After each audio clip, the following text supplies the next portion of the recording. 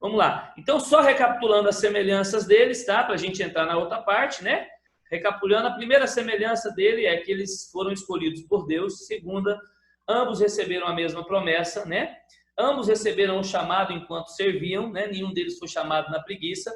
A quarta é, os dois foram ungidos pelo mesmo profeta. A unção capacitou os dois para prosperar. A quinta. Sexta, ambos sabiam da importância de permanecer em Deus.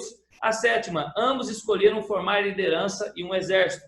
Nós sabemos que o segredo de todo líder não é só apenas ter uma multidão. Eu creio que nem é assim. Eu creio que o segredo é entender que tem que formar discípulos, formar um exército. E aquele líder que está amparado por um ótimo exército, um exército de excelência, é o líder que vai permanecer e vai suportar até o fim, em nome de Jesus. Amém? Eu declaro aqui pela fé que eu estou falando com um grande exército de pessoas firmes e perseverantes em Cristo que vão vencer até o fim. Amém? Amém. Amém? Então é isso, tá? Então quais diferenças fizeram que um teve êxito e o outro derrota? Primeira diferença é na perseverança. E o versículo que eu quero falar com você é em 1 Coríntios capítulo 15, verso 58, que fala da perseverança, né? Perseverar em obedecer, perseverar em ser fiel a Deus. Quantas perseveranças nós tivemos aí de Davi, perseverar em ter um coração quebrantado, né? Vamos lá, 1 Coríntios 15, 58 diz assim: portanto, meus amados irmãos, mantenham-se firmes e que nada os abale, sejam sempre dedicados à obra do Senhor, pois vocês sabem que no Senhor o trabalho de vocês não será inútil, né? Então, em nome de Jesus, que isso venha ao seu coração, que você tenha essa perseverança até o fim, em nome do Senhor Jesus, né? Como está a nossa perseverança em Deus, né? Ir firme no que Deus diz, ir firme na obediência, não só fazer o que foi pedido, mas fazer o que a mais do que foi pedido. Nós vemos aí uma grande diferença na vida de Davi e de Saul. Saul não fazia nem o que era pedido, né? Davi fazia o que era pedido e muito mais. Uma das características dos vencedores de Cristo, dos vencedores do reino, é que eles não são aquelas pessoas que só fazem o que é pedido, mas fazem aquilo muito mais do que é pedido. Eu não lembro agora, o apóstolo Lemos pode lembrar, se eu não me engano, Lucas 10, eu não lembro agora, Marcos 10, eu não lembro de cabeça, quando Jesus fala do servo inútil, que ele era inútil por quê? Porque ele fez apenas o que foi pedido. Davi, quando foi pedir lá para ele pegar lá os prepúcios lá, era para trazer, acho que 100, né? Não é isso? Ele trouxe quantos? 200? Eu não lembro agora de quantos, né? De cabeça. Né? Acho que ele sempre fez a mais, né?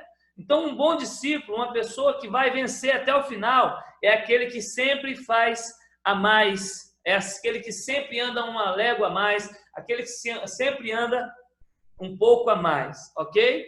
A segunda diferença é que um tinha coragem e dependência e o outro não, né? Você vê, Davi sempre foi corajoso, você vê, desde lá da época do pai, ele trabalhava com o pai, ele matava urso, matava leão. Saul era corajoso, você vê, quem tinha que enfrentar aquele gigante lá não era o povo, os soldados. Quem tinha que enfrentar aquele gigante é o líder. Se ninguém vai, o líder vai. Não é assim, apóstolo, que nós aprendemos?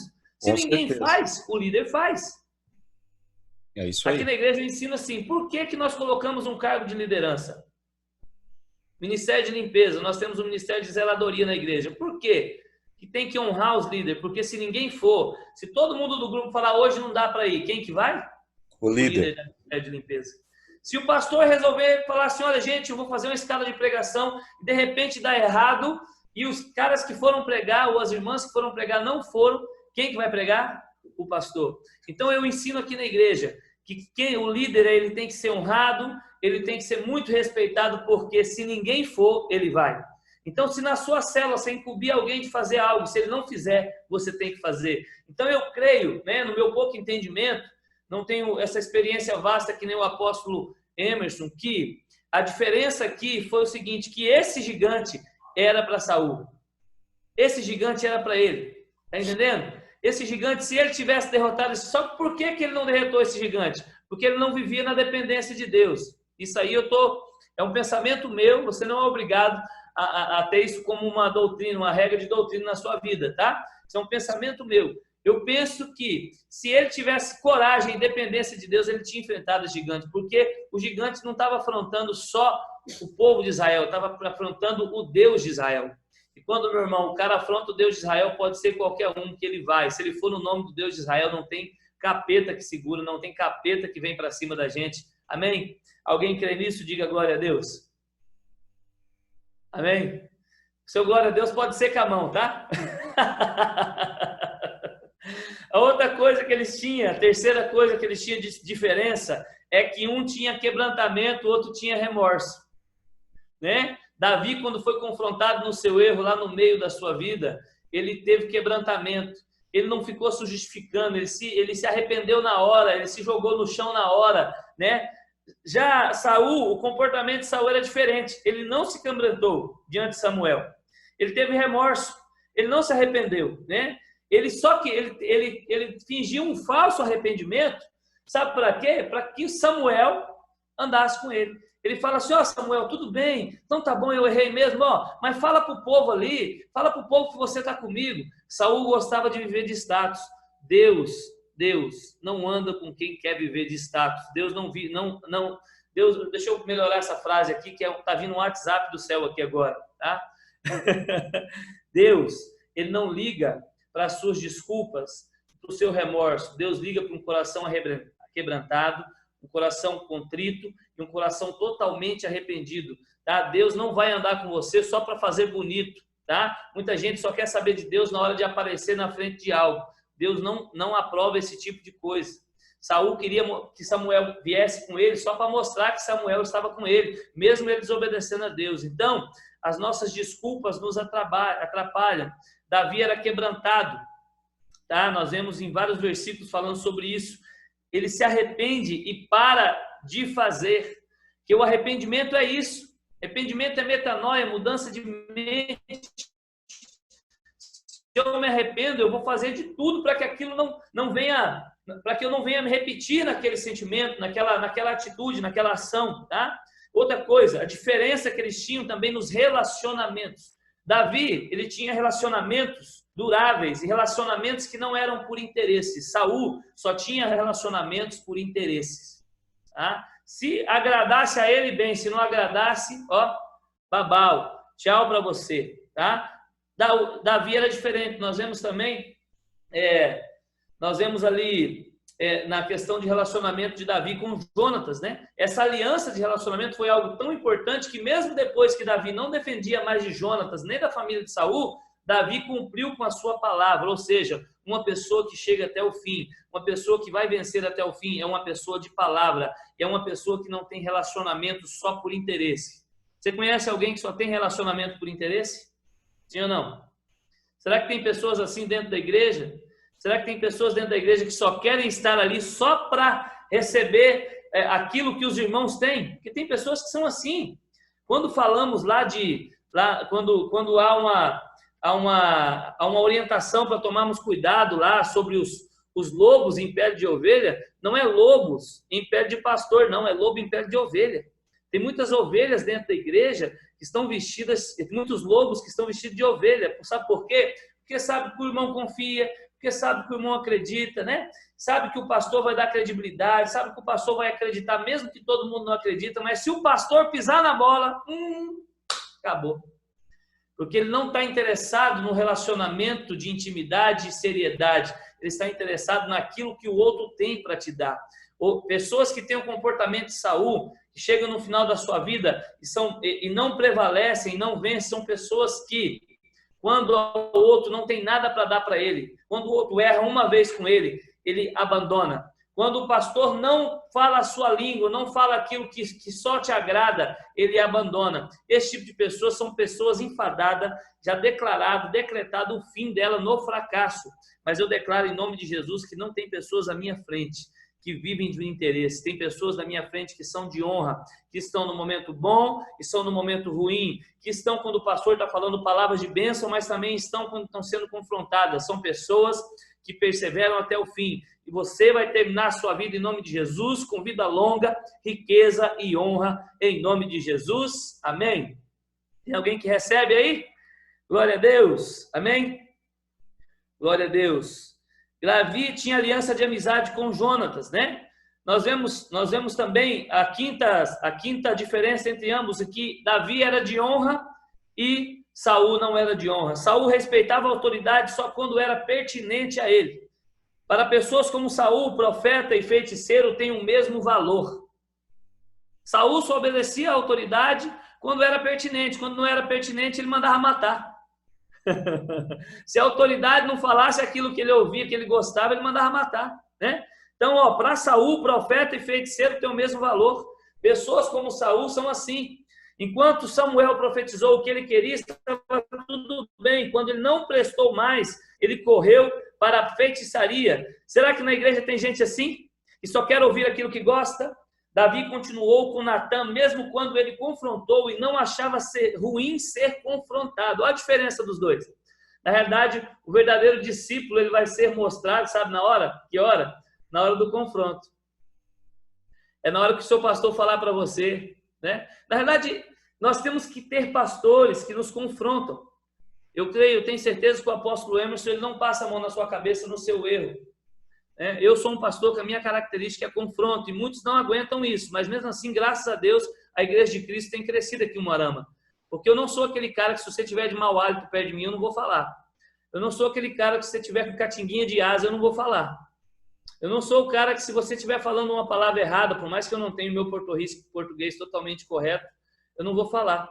Nós temos que ter pessoas perto de nós que nos corrijam, que quando nós estamos certos, abençoem, falam, cara, que bacana, que te elogiam, que festejam com você, mas também que quando você estiver errado, ele fale para você, né? O pastor bom é que nem o pai, ele corrige mesmo quando a gente não entende, né? Ele dá o que a gente precisa, não o que a gente quer. Porque você já pensou se nós pais, que temos crianças, dessemos só aquilo que nossas crianças querem, né? Porque se eu der dinheiro para a Ana Luísa para ela ir na venda, ela vai comprar o quê? Ela vai comer bolo, vai comer docinho de abóbora, canudinho de doce de leite. Se eu deixar à vontade da Ana Luísa, ela vai comer docinho no almoço, docinho na janta e docinho no café da manhã. Sim ou não? Tem muito crente que é assim, ele acha que a vida é só docinho, meu irmão, e a vida não é só docinho, não. Às vezes você vai ter que comer beterraba, vai ter que comer chuchu, vai ter que comer maxixe, vai ter que comer quiabo, vai ter que comer jiló, vai ter que comer carne. Carne é bom, né? Costela, né? Carne é bom, né?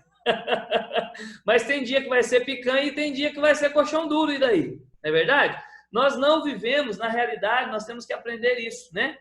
Então nós temos que aprender que pessoas que vão nos fazer crescer são pessoas que falam a verdade para nós, né? E nós temos que ser pessoas desse tipo também na vida das pessoas, né? Muitas vezes eu sou brincalhão, assim, eu sou uma pessoa que gosta muito de brincar e dar risada. Eu sou desse mesmo jeito que eu estou falando com você, eu sou com a igreja, né? Mas eu sou um cara que eu não tenho medo de falar a verdade. E minha característica pastoral de confronto é de bater em cima do pecado. Eu não fico brincando, não, porque a palavra de Deus é coisa séria. E o evangelho tem a ver com morte, o evangelho tem a ver com negar a si mesmo, o evangelho tem a ver com honra, o evangelho tem a ver com buscar o reino de Deus em primeiro lugar. E às vezes as pessoas chegam em mim na igreja e falam assim, pastor, mas eu tenho orado há tanto tempo e as coisas não têm acontecido. Pastor, pastor, meu marido não muda. Eu falo, não, você mudou, irmã? Né? Você tem mudado? Não, pastor, mas olha, não, meu irmão, mas você é a mesma coisa. Tem 10 anos que você está na igreja, você não pega um copo do chão. Você não pega uma cadeira e muda de lugar. O reino de Deus está em último lugar na sua vida. Então, deixa eu perguntar para você uma coisa. Uma vez Deus ministrou essa pergunta para mim na hora que eu estava abrindo a porta da igreja. Em relação a isso. Talvez as coisas não tenham dado certo na sua vida por causa disso. Se Deus cuidasse... Olha a pergunta que eu vou fazer para você. Você não precisa me responder, não. É para responder para você. Nós sabemos que a Bíblia diz em vários lugares sobre o reino de Deus. Buscar, pois, em primeiro lugar o reino de Deus e a sua justiça. A minha pergunta para você é, se Deus cuidasse das suas coisas do mesmo jeito que você tem cuidado das dele, como seria a sua vida? Vou perguntar de novo. Se Deus cuidasse das suas coisas, como você tem cuidado das coisas dele, como seria a sua vida? O verdadeiro pastor, o verdadeiro líder, o verdadeiro amigo, o verdadeiro pai, não é aquele que dá aquilo que você quer, é aquele que dá aquilo que você precisa. Posso ver um sorriso de dente só para ver que você não está bravo comigo? Amém? Verdade, apóstolo? O senhor concorda comigo ou não?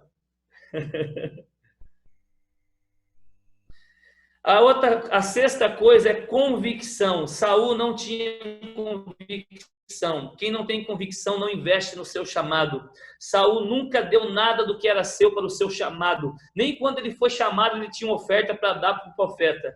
Ele pegou a oferta da pessoa que estava com ele, né? A diferença dos dois, né? Saul, quando entrou no chamado, entrou com uma oferta do seu servo. Quando foi oferecer algo a Deus, ofereceu o boi do outro rei. Você não vê na Bíblia Saul colocando nada do que é dele no seu chamado. Tem pastor que não é dizimista, não investe em nada na vida da igreja. Eu gosto muito de uma frase se eu não me engano, foi o Djalma Toledo que falou essa frase. Ele fala assim, se na sua igreja, pastor, né? Se na sua igreja, líder de célula, se na sua célula você é o que menos investe nela, se tem pessoas na sua igreja investindo mais nela do que você, se tem pessoas na sua célula investindo mais nela do que você, entrega para o outro, porque não é sua. Eu fui ministrado sobre isso. Eu acho muito importante isso. No seu ministério de intercessão, as pessoas estão orando mais que você, entrega. Se no seu ministério de louvor você é aquele que tem menos tocado, menos ensaiado, menos buscado, menos aprendido, entrega para quem está fazendo isso. Tá? Na igreja, os pastores geralmente são aqueles que mais investem, mais entregam, são aqueles que mais abdicam da sua vida. O pastor é aquele que vai à frente, é aquele que está sempre à frente. Então, para você, líder, para você, pastor, para você que está aí me assistindo na sua casa, você que não tem cargo de liderança, talvez, aprenda algo, tenha convicção. Quando você não tem convicção, você não oferta, você guarda. Quando você não tem convicção, você não é um dizimista. Quando você não tem convicção, você não é de honra. Quando você não tem convicção, Deus é em último lugar na sua vida e o seu eu é em primeiro lugar. Saul era um homem totalmente sem convicção.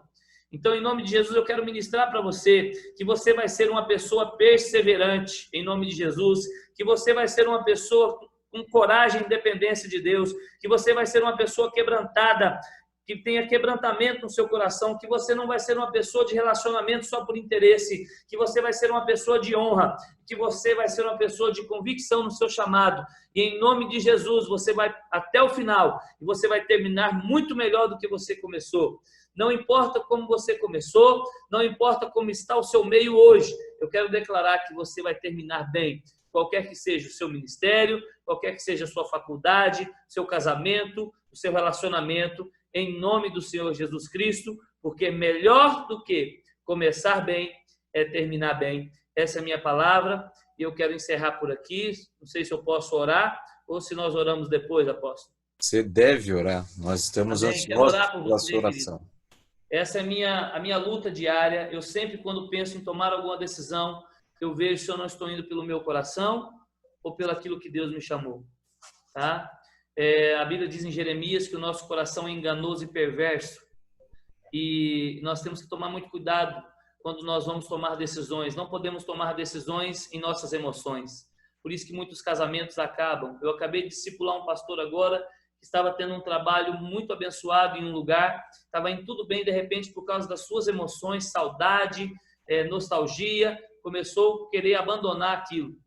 Muitas vezes nós temos que sondar. Pastor, quando eu sei que eu estou sendo guiado pelo Espírito Santo, como diz em Romanos 8,14, ou quando eu estou sendo guiado pela minha carne, de Gálatas 5:16 para frente. Quando eu estou sendo guiado pelo Espírito Santo, a minha escolha está alinhada com o propósito de Deus. Quando eu estou sendo guiado pela minha carne, a minha escolha não está alinhada pelo propósito de Deus. Simples assim. Então, seja guiado pelo Espírito Santo, seja um filho maduro, se eu não me engano, Ruios, né? É o filho maduro, né? Seja um filho maduro, lá de Romanos 8,14, não seja um filho novo nascido, né? Lá de João 12, seja um filho maduro, cresça na sua fé, tá? Não tome decisões pelas suas emoções, Não tome nenhuma decisão quando você estiver com as suas emoções abaladas. Persevere até o final no seu casamento, persevere até o final no seu relacionamento, persevere até o final no seu trabalho. Em nome de Jesus, essa é minha oração por você. Coloca a mão no seu coração, eu quero orar por você em nome de Jesus. Senhor Deus e Pai, em nome do Senhor Jesus Cristo, obrigado por essa palavra que o Senhor ministrou tanto ao coração dos teus filhos como ao meu. Em nome do Senhor Jesus, ó Pai, eu oro agora e ministro uma unção de perseverança nas vidas dos seus filhos, que eles venham perseverar até o fim, tudo que eles forem fazer, que estiverem dentro da vontade do Senhor, meu Pai. Prospera os teus filhos, Pai, que ninguém venha desanimar do seu chamado, que ninguém venha desanimar daquilo que o Senhor colocou, que eles não venham ter o comportamento de Saul, mas ter o comportamento de Davi, quebrantamento, ó Pai, em nome do Senhor Jesus, arrependimento, coração quebrantado e contrito, Pai, um homem segundo o seu coração. Cada um desses que estiveram aqui, em nome de Jesus, que eles venham viver uma vida contigo até o final, que eles não venham desanimar, em nome do Senhor Jesus, que os discípulos deles venham olhar neles e verem um caráter perseverante, uma pessoa firme e consolidada para impactar nações. Em nome de Jesus eu oro e declaro isso na minha vida e na vida dos teus filhos, em nome do Senhor Jesus. Amém. Amém. Espero que você tenha sido abençoado por essa palavra, que você chegue até o final da sua vida como Davi, em nome do Senhor Jesus Cristo, cheio de dias, vida longa, riqueza e honra.